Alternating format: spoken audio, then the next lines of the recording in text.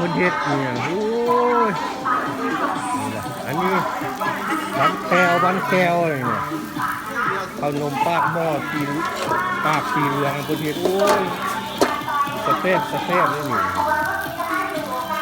นี่แหละพุทธต้นตำรับของสาวเวียดนามเลยล่ะนี่อยู่นครเวียงจันทร์ก็มากหลายๆล่ะเพราะว่าคนเวียดนามอยู่หลายเด้นะนี่ก็มีผู้คนลูกค้าเพิ่นนักท่องเที่ยวก็เดี๋ยวลังไหลกันมาสั่งอาหาร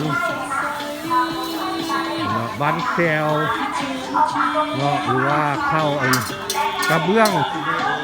ขนมกระเบื้องเนาะเอาเบิ่งเพิ่นเฮ็ดนี่นะเบิ่งวิธีเพิ่นเฮ็ด